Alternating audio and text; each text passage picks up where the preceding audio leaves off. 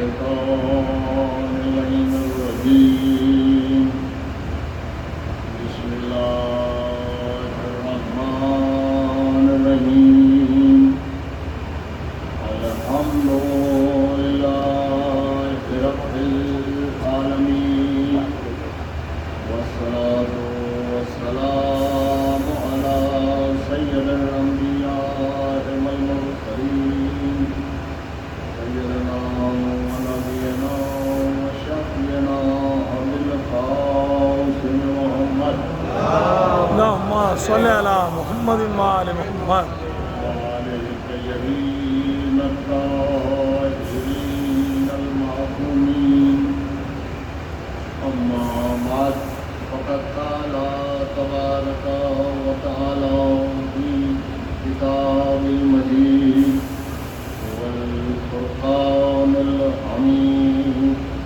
وهو أصدق الصادقين بسم الله الرحمن الرحيم قل لا أسألكم عليه أجرا إلا المودة في القربى اللهم صل على محمد وآل محمد برادران ایمانی اس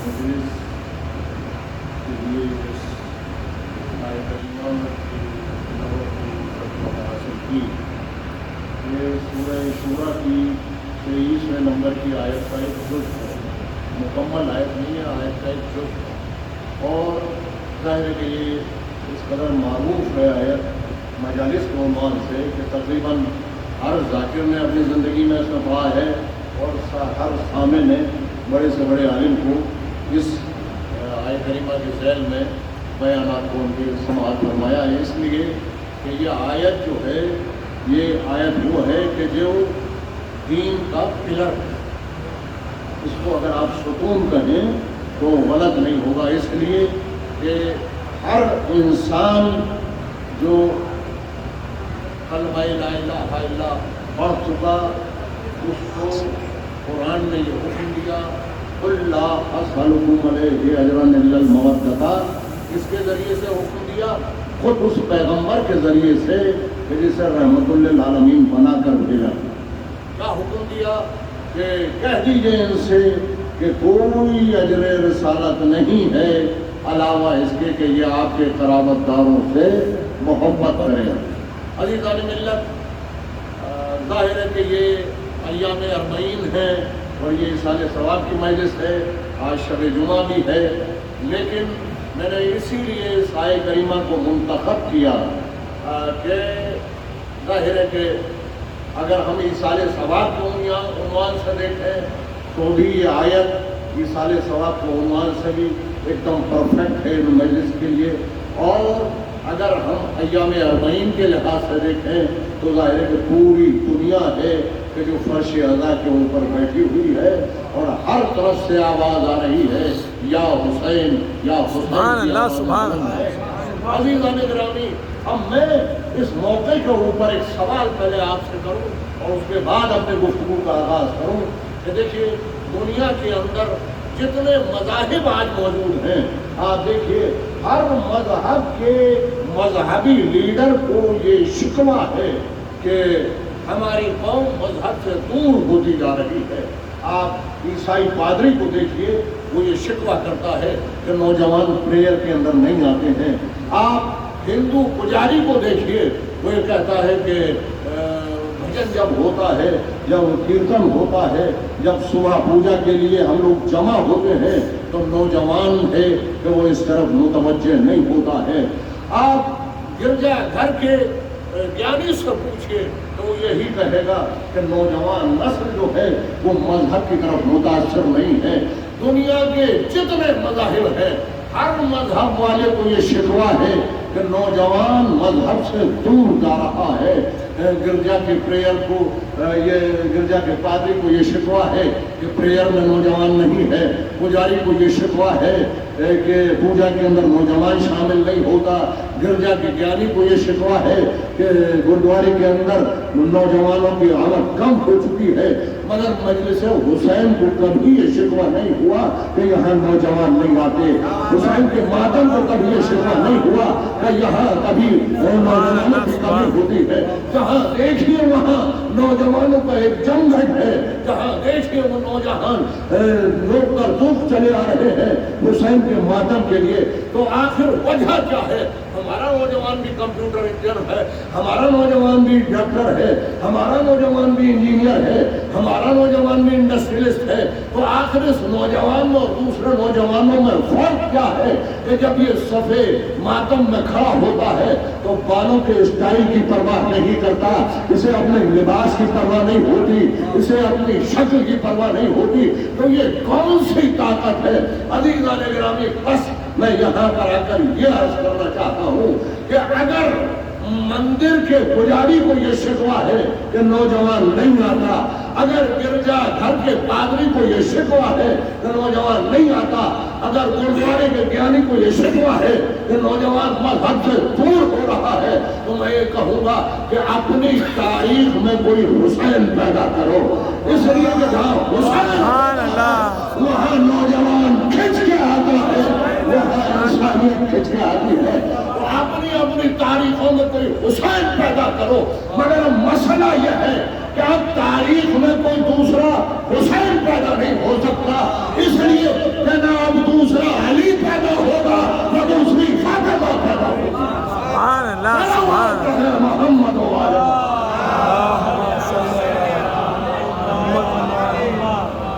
बाबा ने तो सलवार मेरे सल्ले अला मोहम्मद वाले मोहम्मद। सुभान अल्लाह, सुभान अल्लाह। इसी मुनासिबत से मैंने आपके सामने आए मवद्दत की तिलावत की। आए मवद्दत आए सूरह शूरा की 23वीं आयत का एक जुज़ है, और इसके फौरन बाद जो 24वीं आयत है और 24वीं आयत के बाद जो फौरन 25वीं आयत है, अगर उन सब की तफासिर आप देखें तो 23वीं आयत में हुक्म दिया गया कि कोई अजर रसालत नहीं है अलावा इसके कि ये आपके क़राबतदारों से मोहब्बत करें।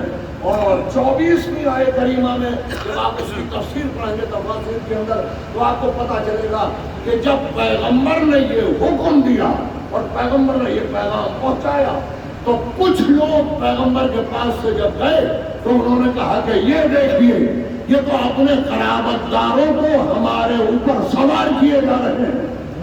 तारीख में 24वीं जो आयत है 23वीं के बाद उसकी जब तफसीर पढ़ेंगे तो कुछ लोगों ने पैगम्बर के इस फ़इल पर एतराज़ किया।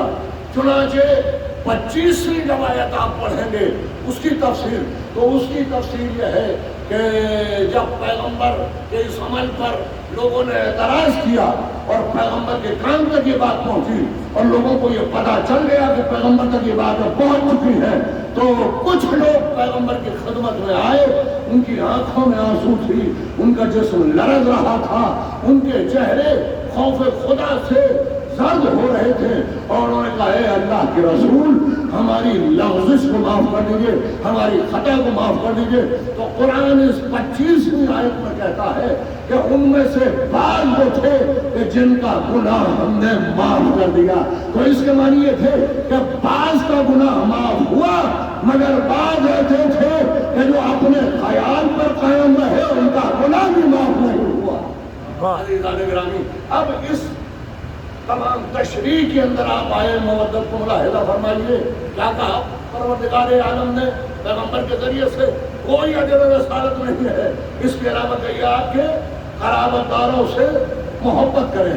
अच्छा, ये मोहब्बत का लफ्ज़ जो है ये मजबूरन हमें इस्तेमाल करना पड़ता है, इसलिए कि जब आप कुरान करीम के तर्जुमों को पढ़ें, चाहे वो शिया मुतरज्जिम हो, चाहे सुन्नी मुतरज्जिम हो, चाहे किसी भी मसलक से ताल्लुक़ रखने वाला हो, उसने मवद्दत का तर्जुमा जो किया है वो मोहब्बत किया है।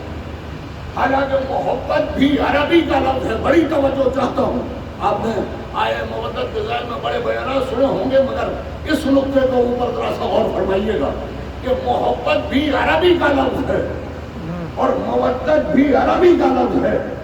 اگر اللہ کو محبت کا تقاضا کرنا تھا تو آیت کے اندر مودت کا لفظ نہیں آتا، محبت کا لفظ آتا. بے شک، واہ واہ. یہ محبت اردو کا لفظ نہیں ہے. اردو تو ایک ایسی زبان ہے کہ جس نے تمام اپنے دامن کے اندر مختلف زبانوں کے الفاظ کو سمیٹ لیا ہے. تو حب جو لفظ ہے وہ عربی کا لفظ ہے. حب سے محبت بنی. تو اگر اللہ کو محبت چاہیے ہوتی تو آیت میں مودت نہیں کہتا، محبت کہتا.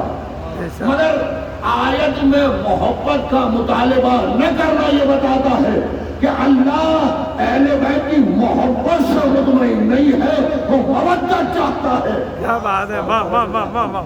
وہ مودت چاہتا ہے. تو اب محبت اور مودت میں فرق کیا ہے، اور مودت کا ترجمہ کیوں کیا ہمارے ترجمہ نگاروں نے؟ عزیزان گرامی، اس کی وجہ یہ ہے کہ عربی زبان ایک بڑی زبان ہے اور اردو زبان ایک چھوٹی زبان ہے. تو بڑی زبان کے دامن میں بڑے الفاظ ہوتے ہیں، چھوٹی زبان کے دامن میں کم الفاظ ہوتے ہیں. بھائی اس کو بالکل ایسا سمجھ لیجیے کہ جیسے یہ بڑا گھر ہے تو اس میں بڑی وسعت ہے، اور ایک 50 گز کا جو فلیٹ ہوتا ہے وہ 50 گز کا ہوتا ہے، اس میں اتنی وسعت ہوتی ہے. تو عربی زبان میں اور اردو زبان میں یہی فرق ہے. عربی زبان بڑی زبان ہے، اردو زبان اس کے مقابلے پر چھوٹی زبان ہے. تو کیونکہ مودت کا ترجمہ اردو زبان میں ہو ہی نہیں سکتا، الفاظ ہے ہی نہیں مودت کا ترجمہ کرنے کے لیے، تو ترجمہ نگاروں نے جو اس کا قریب ترین لفظ تھا محبت وہ استعمال کیا. حالانکہ اللہ محبت نہیں چاہتا، مودت چاہتا ہے.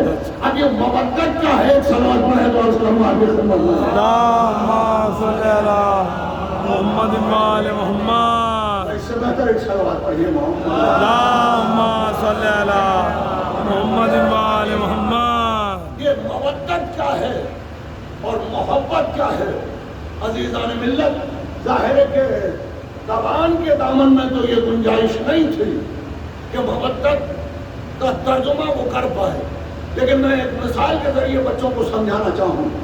دیکھیے، ایک سمندر کے اندر پانی کے جانور کتنے ہوتے ہیں؟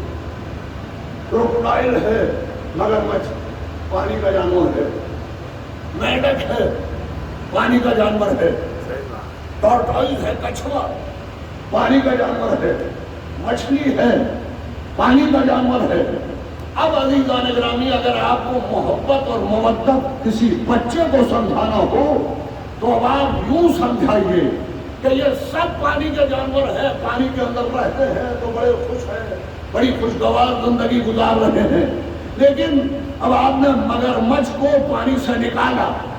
اب جب آپ نے مگرمچھ کو پانی سے نکال لیا تو مگرمچھ پانی سے نکل کے پانی میں تھا تو بڑا خوش تھا.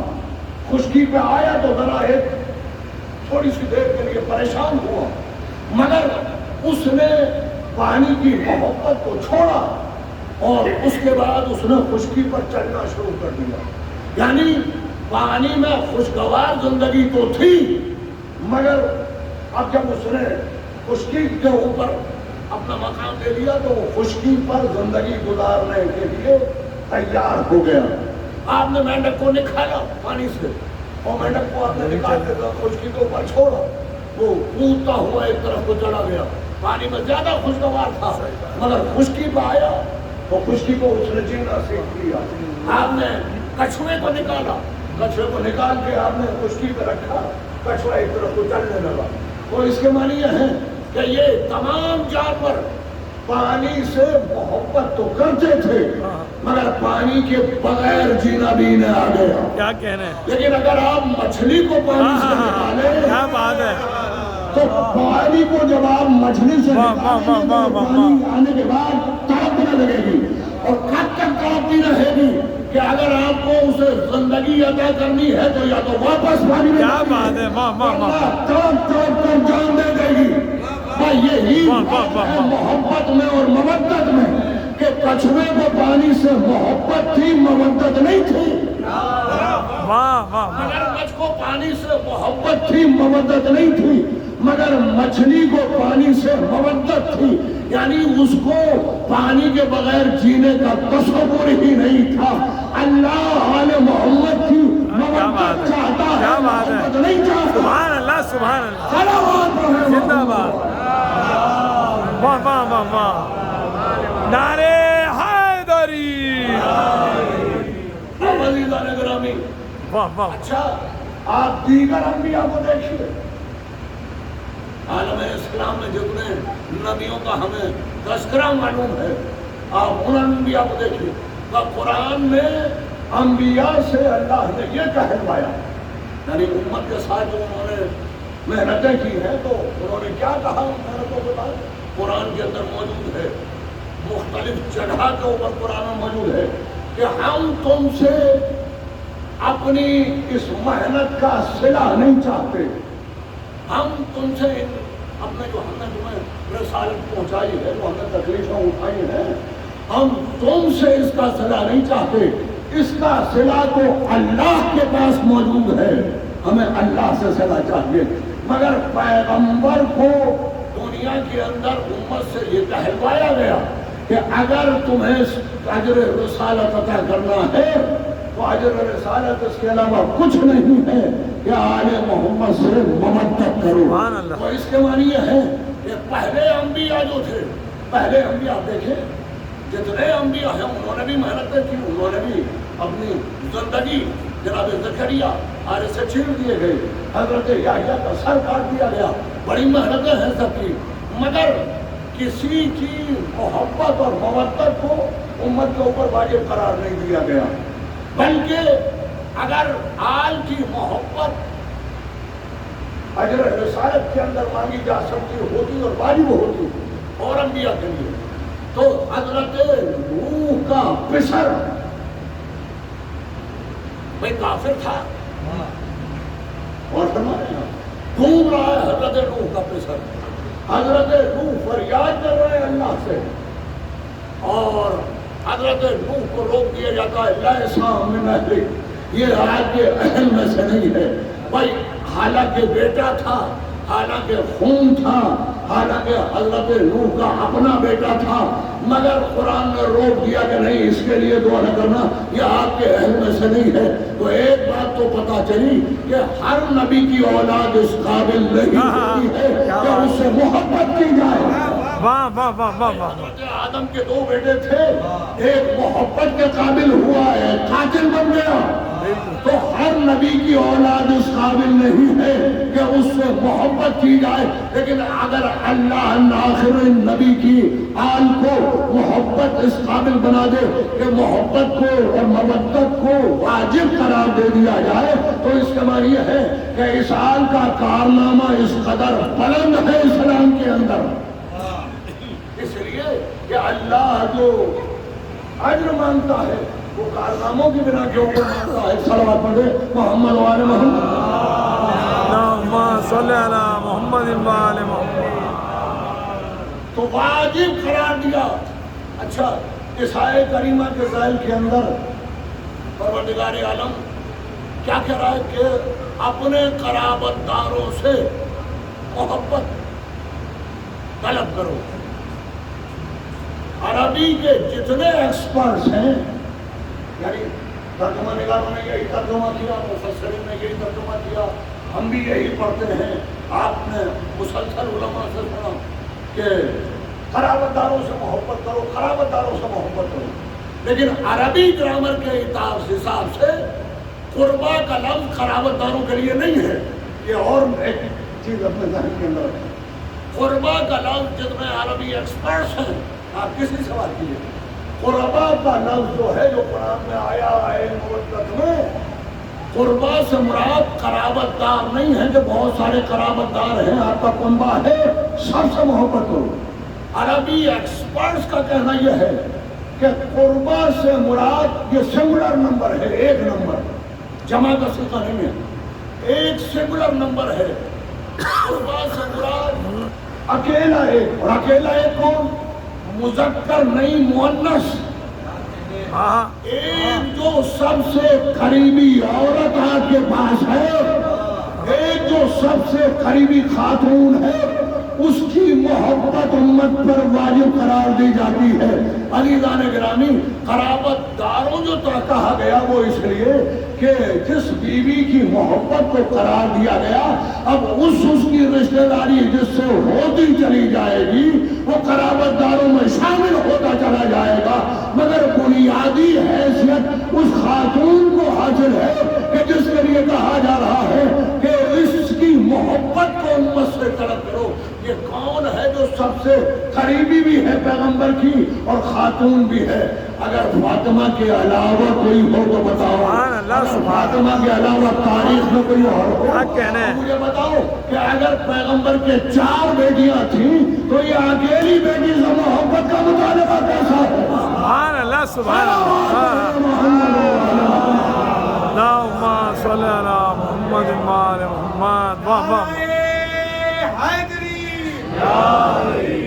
वो हजरत फातिमा अजर रसालत है, और हजरत हसन से मोहब्बत इसलिए वाजिब है कि हजरत फातिमा के बेटे हैं। हजरत हुसैन से मोहब्बत वाजिब इसलिए हुई कि हजरत फातिमा के कराबतदार हैं। हजरत अली से मोहब्बत इसलिए हुई कि हजरत फातिमा से रिश्ता है। तो फातिमा के रिश्ते जहाँ जहाँ होते चले जाएंगे वहाँ वहाँ ये कराबत होती चली जाएगी, यहाँ तक कि 9 मासूमीन जो अभी आए नहीं हैं, आने वाले हैं, सबसे अजर रसालत वाजिब हो जाएगा हजरत फातिमा के लिए। तो इसीलिए तो मासूम ने फरमाया था कि हम पूरे खल्क़े खुदा के ऊपर हुज्जत है और हमारी जद्दा फातिमा हम सबके ऊपर हुज्जत है। सुभान अल्लाह, सुभान अल्लाह। उस बीवी की आज़मत को अंदाजा लगाइए कि इमामत जो है वो खल्क़े खुदा के ऊपर हुज्जत है, मगर हजरत फातिमा जो है वो इमामत के ऊपर हुज्जत है। सुभान अल्लाह, सुभान अल्लाह। वाह वाह वाह। क्या अज़ीमुश्शान शख्सियत है शहज़ादी कायनात की। एक ज़हन के अंदर वाक़या आ गया, हमारे बड़े उलमा में एक आलिम हैं आयतुल्लाह काज़िम क़ज़वीनी। आयतुल्लाह काज़िम क़ज़वीनी वो है कि अब से 17 साल पहले उनका इंतकाल हुआ था, और जब हज़रत ज़ैनब के रोज़े का एक्सटेंशन किया जा रहा था, बढ़ाया जा रहा था, तो उनकी कब्र को मुंतकिल किया गया दूसरी जगह। तो जिस वक्त कब्र को खोला गया तो 17 साल पहले जिस हालत में दफन किया गया था उसी तरह से हज़रत आयतुल्लाह काज़िम क़ज़वीनी को लोगों ने देखा। तो आप समझिए कि जहाँ आले मोहम्मद की मोहब्बत आ जाती है वहाँ तो दुनिया के अंदर नुकसान नहीं होता, आखिरत में नुकसान करता है। सुभान अल्लाह। सलावत है मोहम्मद। अल्लाहुम्मा सल्ली अला मुहम्मद। वो इतनी बड़ी शख्सियत है आयतुल्लाह काज़िम क़ज़वीनी। काज़िम क़ज़वीनी कहते हैं कि मैंने एक मरतबा ये ख्याल किया कि शहज़ादी फातिमा सलामुल्लाह अलैहा की सवारे उम्री लिखूँ, उनकी शान में किताब लिखूँ, और ऐसी किताब लिखूँ कि न मुझसे पहले वालों ने कभी लिखी हो और न मेरे बाद में कोई लिख पाए। अब ज़ाहिर है कि वो उनकी मोहब्बत थी और जोश मोहब्बत में उन्होंने अपने दिल में ये तहैया किया कि ऐसी किताब लिखूँगा। फिर आज रात दिन जाग कर बड़ी मेहनत से उन्होंने किताब लिखना शुरू की। फरमाते हैं ये खुद, ये उनकी बयानदारी है कि लेकिन उन्होंने खुद वाक़या नक़ल किया। वो फरमाते हैं उलमा की शान ज़ाहिर अलग होती है, कैसे वाक़े को उन्होंने खुद बयान किया है। फरमाते हैं कि जब किताब के 2 चैप्टर पूरे हुए तो मैं किताब लिखने में रात दिन मशगूल था। एक दिन लाइब्रेरी के अंदर बैठा हुआ मैं किताब का चैप्टर लिख रहा था, 30वां चैप्टर, और किताब मेरे सामने किताबें खुली हुई रखी थी हवालों के लिए, और मैं लिखने के काम में मशगूल था। तो एक पादरी दोस्त मेरा आया और आने के बाद बैठ गया वो सामने, और उसने कहा कि क्या लिख रहे हो काज़िम? تو میں نے کہا کہ میں حضرت فاطمہ کی شان میں ایک کتاب لکھتا ہوں. بڑا عظیم الشان بات ہے, سماعت فرمائیے گا. اور میں سمجھتا ہوں کہ سلوات کے صدقے میں آپ تک منتقل کر پاؤں گا اس بات کو. اللہم صلی علی محمد و آل محمد. انہوں نے کہا کیا لکھ رہے ہو؟ کہا کہ میں حضرت فاطمہ کی شان میں, بنت رسول کی شان میں ایک کتاب لکھ رہا ہوں. تو وہ ہنسنے لگا. اب جب وہ ہنسنے لگا تو انہوں نے ناگواری ہوئی ذرا سی. انہوں نے کہا ہنس کیوں رہے ہو؟ کہا میں اس لیے ہنس رہا ہوں کہ تم فاطمہ کی شان میں کتاب لکھ رہے ہو. تو انہوں نے کہا اس میں ہنسنے کی کیا بات ہے؟ کہا کہ اگر تمہیں لکھنا ہے تو حضرت مریم کے اوپر لکھ دے. انہوں نے کہا تو مریم پہ کیوں لکھے؟ اور ناگواری سے انہوں نے کہا. اس نے کہا اس لیے کہ حضرت مریم کا درجہ بلند ہے حضرت فاطمہ کے درجے سے, لہذا اگر لکھنا ہے تو حضرت مریم کا لکھو گا. اب یہ ظاہر ہے کہ ان کی ناگواری اور بڑی. انہوں نے کہا کہ کیوں مریم کا درجہ کیسے بلند ہے؟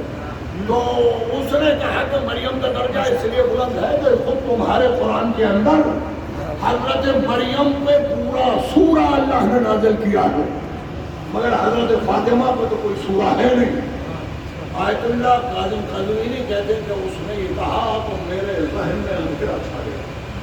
میں پریشان ہو گیا, کوئی جواب مجھ سے نہیں مل پڑا. تو میں نے اسے کہا کہ اس وقت میں لکھنے کے کام میں مصروف ہوں گی, کوئی بحث کے موڈ میں نہیں ہوں گا, اس کے لیے کوئی اور وقت معین کریں گے.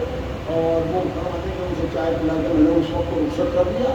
لیکن اس کے بعد جو ہے میری بے چینی ایسی بڑی, لکھنا تو چھوٹ گیا اور میرے ذہن کے اندر اس طرح میں کھاتا ہوں, نہ پیتا ہوں, نہ سوتا ہوں کہ یہ کیا کر گیا کہ حضرت فاطمہ کی شان میں تو کوئی سورہ ہے نہیں قرآن میں.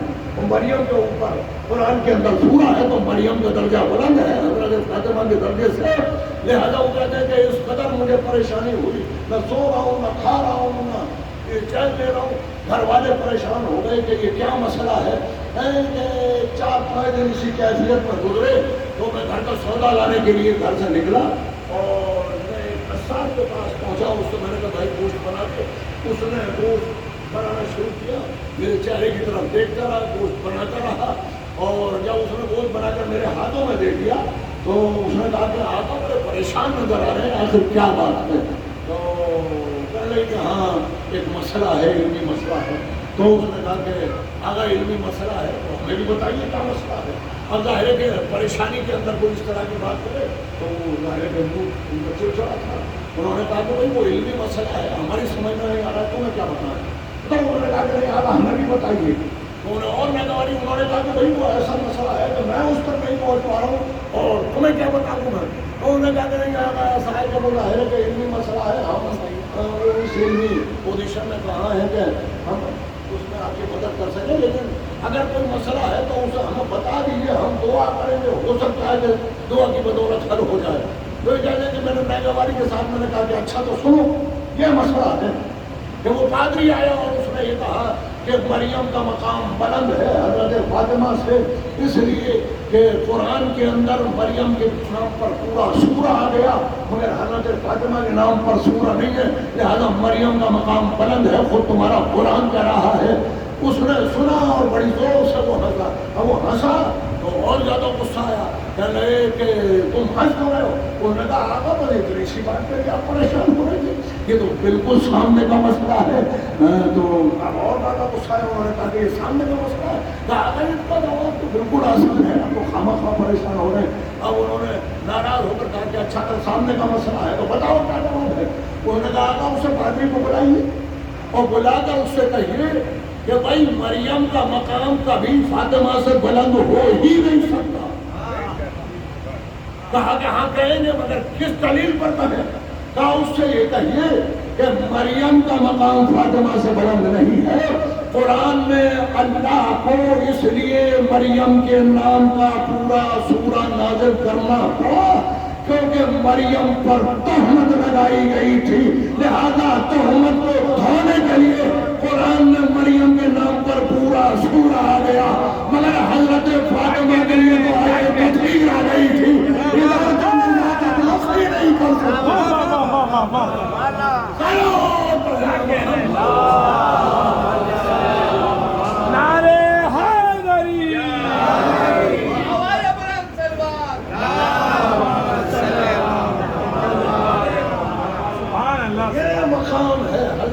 فاطمہ ذرا سلام. حضرت فاطمہ وہ ہستی ہیں کہ جو کلیدی حیثیت رکھتی ہیں. اگر آپ مباہلہ کی منزل میں دیکھیں تو حضرت فاطمہ کلیدی حیثیت رکھتی ہیں. اگر آئے تطہیر کی منزل میں دیکھیں تو حضرت فاطمہ کلیدی منزل رکھتی ہے.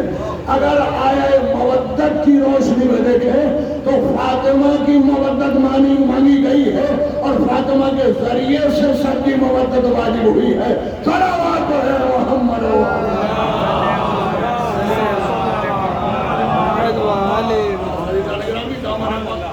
گنجائش بھی نہیں ہے. تو میں یہ عرض کر رہا تھا کہ مودت، یہ مودت وہ ہے، اور جہاں یہ مودت آ جاتی ہے دل میں، جن کے دلوں میں آل محمد کا عشق جاگ جاتا ہے تو وہ پھر عشق ایسا ہوتا ہے کہ نہ انسان کو اولاد عزیز ہوتی ہے، نہ انسان کو اپنی آبرو عزیز ہوتی ہے، نہ انسان کو دولت عزیز ہوتی ہے. اس لیے کہ مودت کا تقاضا یہ ہے کہ مودت سب کے اوپر. بھائی محبت انسان اپنی اولاد سے کرتا ہے، محبت انسان اپنے گھر سے کرتا ہے، محبت انسان اپنے کارخانے سے کرتا ہے، محبت انسان اپنے کاروبار سے کرتا ہے. اللہ نے محبت نہیں مانگی ہے، مودت مانگی ہے. جہاں اولاد قربان کر دی جائے، جہاں کاروبار قربان کر دیا جائے، جہاں دولت قربان کر دی جائے، اس کا نام ہے مودت. صلوات ہے محمد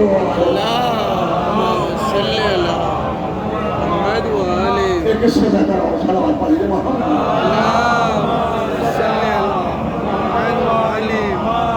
یہ مودت جہاں دل میں آ جاتی ہے، جن دلوں میں، وہاں انسان کی ساری کمزوریاں نکل جاتی ہیں. چنانچہ گفتگو کو ختم کر رہا ہوں اس واقعے کے ساتھ کہ بڑا مشہور واقعہ ہے حضرت دارمیہ گندی کا. دارمیہ گندی جناب مولائے کائنات کی صحابیاں تھیں. حضرت مولائے کائنات سے بڑی عقیدت رکھتی تھی اور بڑی قابل لیڈی تھیں، بہترین شاعرہ تھیں، بہترین ادیب تھیں، بہترین مقررہ تھیں، بہترین تقریر کرتی تھیں، بڑی شعلہ بیان خطیب تھیں حضرت دارمیہ گندی. صلوات محمد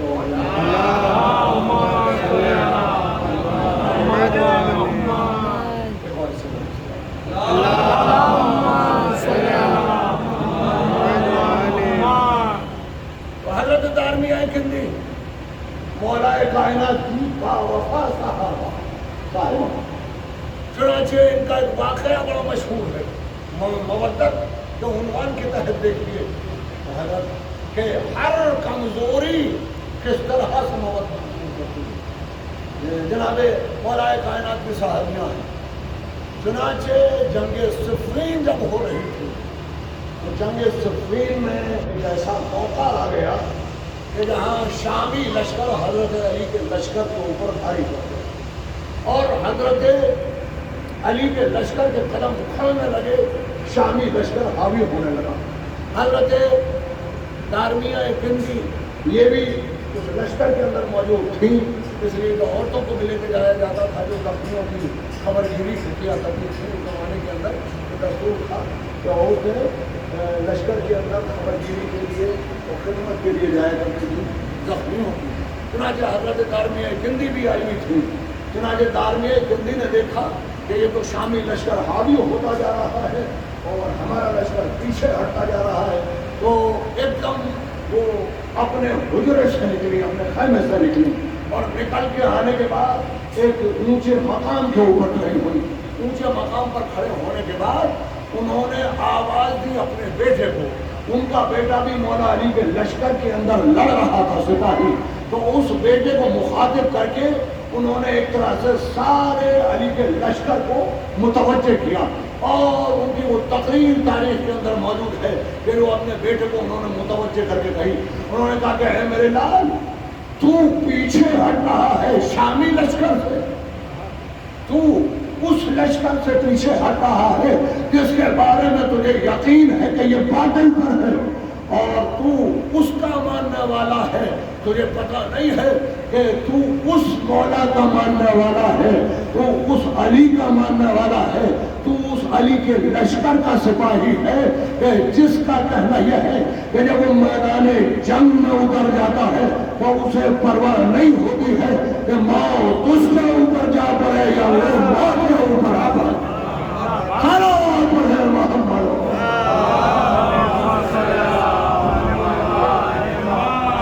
چنانچہ دارمیہ کندی نے جو یہ شورا بیان مقررہ تھے، یہ تقریر کی، وہ اتنا جوش آیا علی کے لشکر کو کہ جو پیچھے ہٹ رہا تھا لشکر کو آگے بڑھانے لگا، اور اب شامی لشکر پیچھے ہٹنے لگا، یہاں تک کہ لشکر پسپا ہو گیا۔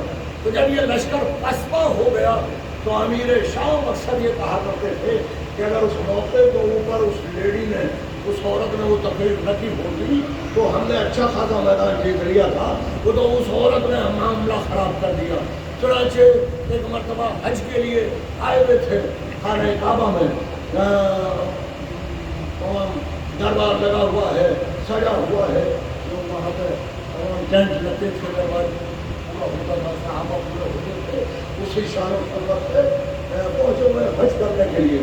تو ایک مرتبہ کسی نے جا کر کہا کہ حضرت وہ دارمیہ آئی بھی ہیں۔ کہا کون دارمیہ؟ کہا وہی دارمیہ کہ جنہیں آپ کہا کرتے ہیں کہ اگر اس لیڈی نے وہ خطبہ نہ دیا ہوتا تو ہم نے میدان سر کر لیا تھا۔ کہا اچھا وہ دارمیہ، ارے وہ تو بڑی شعلہ بیان خطیب ہے، لاؤ اسے بلا کر لاؤ۔ چنانچہ کچھ سپاہی گئے اور جانے کے بعد حضرت دارمیہ کے خیمے پر پہنچنے کے بعد نے کہا دارمیہ تمہیں امیر طلب کر رہے ہیں۔ تو دارمیہ نے سر سے پیر تک حقارت سے سپاہیوں کو دیکھا اور دیکھنے کے بعد میں کہا کہ وہ تمہارا امیر ہوگا، وہ ہمارا امیر نہیں ہے، وہ تمہارا امیر ہوگا، ہمارا امیر نہیں ہے۔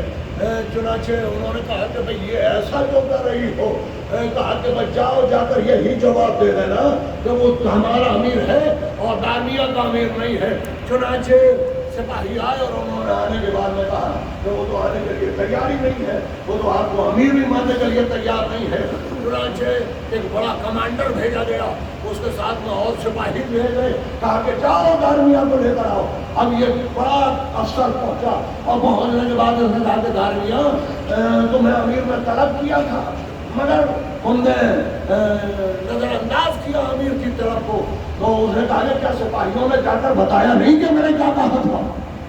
کہا کہ بتاؤ تم نے کیا کہا؟ کہا میں نے یہ کہا تھا کہ وہ تمہارا امیر ہے، میرا امیر نہیں ہے۔ کہا کہ تم آخر امیر کو امیر ماننے کے لیے تیار کیوں نہیں ہے؟ بھائی یہ دیکھیے وہ ہوتے ہیں علی والے کہ جو ہر حال میں علی کی سیرت کی تبلیغ کرتے ہیں۔ کہا کہ وہ تمہارا امیر ہے، ہمارا امیر نہیں ہے۔ تو انہوں نے کہا کہ تم امیر کو امیر کیوں نہیں سمجھتی؟ کہا اس لیے کہ اگر میرا امیر ہوتا تو میرا امیر تو وہ تھا کہ جنگ جمل سے جب ام المومنین کو بھیجا تو مردوں کے لشکر میں نہیں بھیجا، عورتوں کے ساتھ بھیجا۔ اگر میرا امیر ہوتا تو تم مردوں کو نہ بھیجتا۔ یعنی کردار علی کی سیرت علی کی تبلیغ ہو رہی ہے کہ میرا علی تو وہ ہے کہ اسے یہ بھی گوارا نہ تھا۔ بس علی جانے کے آئے، چنانچہ اب یہ بھی آئے، کہا کہ وہ تو کسی قیمت میں آنے کے لیے تیار نہیں ہو، تو بڑی چالو زمان ہے۔ کہا اچھا۔ چنانچہ اب امیر شام اٹھے، ساتھ میں اور ان کے صحابہ اٹھے اور چلے۔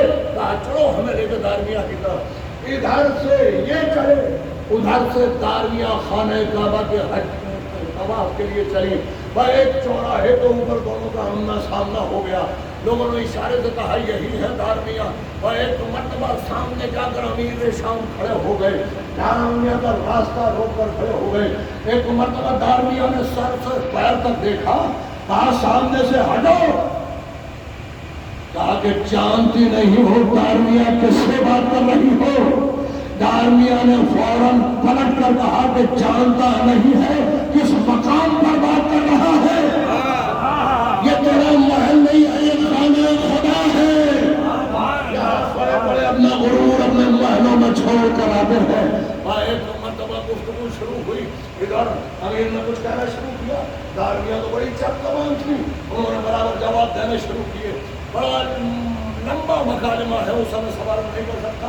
بڑی دیر ہو گئی، یہاں تک کہ امیر شام پسینہ پسینہ ہو گئے، اس لیے کہ حاجیوں کا مجمع لگنے لگا. اب ظاہر ہے کہ کوئی مرد ہوتا تو اسے تازیاں نے مار دیے جاتے، مگر یہاں تو ایک عورت ہے کہ جو دو بدو جواب دے رہی ہے. ایک مرتبہ امیر شام نے پالیسی بدلی، انہوں نے ایک مرتبہ کہا کہ دارمیہ تم اصل میں غلط سمجھ رہی ہو، ہم تمہیں اس لیے طلب نہیں کر رہے تھے کہ تمہیں کوئی نقصان پہنچانا تھا، تو پھر کاہے کے لیے طلب کرتا تھا؟ کہا کہ ہم نے سنا ہے کہ علی کے بعد تمہارے حالات بڑے خراب ہیں. تو کہا یہ تو تم نے صحیح سنا، بس حالات تو یہ ہے کہ اگر مل جاتا ہے تو کھا کے سو رہتے ہیں، ورنہ اللہ کا شکر ادا کرتے ہیں. کہا ہمیں یہی پتہ چلا تھا کہ تمہارے حالات درست نہیں، تو ہمیں یہی خیال ہوا کہ دارمیہ کو اگر کچھ دیا جائے تو دارمیہ کچھ لیں گی، لہذا ہم تمہیں کہنے کے لیے کچھ بلا رہے تھے. تو دارمیہ اگر ہم تمہیں کچھ دیں تو لو گی؟ دارمیہ نے کہا کہ ہاں کیوں نہیں لیں گے، لیں گے. امیر شام سمجھے کہ محبت بک رہی ہے، چنانچہ انہوں نے خزانچی کو اشارہ کیا. خزانچی ایک مرتبہ ایک تھیلی بھر کر لے کے آیا اور درہم و دینار کی وہ تھیلی دارمیہ کے ہاتھوں میں رکھ دی. دارمیہ نے تھیلی تھامی، نہ سلام نہ دعا، آگے بڑھ گئے. خزانچی نے آواز دی دارمیہ امیر نے اتنا عطا کر دیا، آپ نے شکریہ بھی ادا نہیں کیا. دارمیہ پلٹ کر کہا کہ کتنا عطا کر دیا، ابھی تو وہ حساب بھی پورا نہیں ہوا کہ جو میرا وظیفہ بیت المال سے روکا گیا ہے، ابھی تو وہ بھی پورا نہیں ہوا. ابھی اس نے کیا دے دیا، ابھی تو اپنے حصے کا لے کر جا رہے ہوں. ایک مرتبہ امیر شام سمجھے کہ محبت بک تو رہی ہے مگر ذرا اونچا ریٹ مانگتی ہے. چنانچہ امیر شام نے اشارہ کیا، خزانچی گیا، ایک اونٹ کے اوپر مال بار کر کے لایا اور دارمیہ کے ہاتھوں کے اندر لا کر اونٹ کی مہار دے دی. دارمیہ نے اونٹ کی مہار تھامی، نہ سلام نہ دعا، آگے بڑھ گئی. ایک مرتبہ امیر شام نے آواز دی، دارمیہ بات سنو. ایک مرتبہ دارمیہ پلٹی. دارمیہ نے پلٹ کر کہا کہ ہاں کہو کیا کرنا چاہتے ہو حاکم. کہا کہ دارمیہ ایک بات بتاؤ. کہا پوچھو. کہا یہ بتاؤ، انصاف کے ساتھ بتانا کہ اگر تیرا علی ہوتا تو کیا اتنا عطا کرتا؟ دارمیہ نے کہا کہ تو اتنے کی بات کرتا ہے، اگر علی ہوتے تو پھوٹی کوڑی نہ دیتے. امیر شام سمجھے کہ سودا ہو گیا. چنانچہ ایک مرتبہ بآواز بلند کہا کہ یہ بتاؤ کہ آخر کیوں نہ دیتے؟ امید یہ تھی کہ دارمیہ اب پلٹ کر کہیں گی کہ علی بیواؤں کا خیال نہیں کرتے تھے، علی بیت المال کا صحیح مصرف نہیں جانتے تھے، علی کو رعایا کی خبر گیری کی پرواہ نہیں تھی، اس لیے علی اتنا نہ دیتے. کہا کہ دارمیہ بتاؤ اگر تمہارا علی ہوگا تو اتنا دیتا. دارمیہ نے کہا تو اتنے کی بات کرتا ہے، میرا علی تو پھوٹی کوڑی نہ دیتا. کہا تو یہ اور بتا دو کہ کیوں نہ دیتے. ایک مرتبہ پورا مجمع ایک طرف پورا پن آف سائلنس تھا، ہر طرف سکوت تھا. دارمیہ کیا جواب دیتی ہے؟ دارمیہ نے سارے مجمع کو دیکھا، آواز کو بلند کیا کہ آخری آدمی تک آواز پہنچ جائے. کہا کہ امیر تو یہ کہتا ہے کہ اگر میرا علی ہوتا تو اتنا دے گا.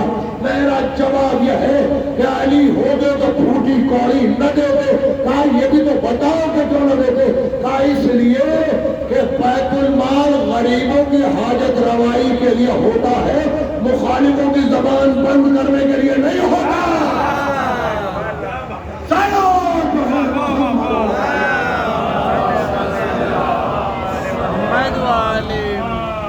تو جہاں مودت دل میں آ جاتی ہے، نہ وہاں حکومتوں کا خوف رہتا ہے، نہ حکمرانوں کا خوف رہتا ہے، نہ موت کا خوف رہتا ہے، نہ تلواروں کا خوف رہتا ہے.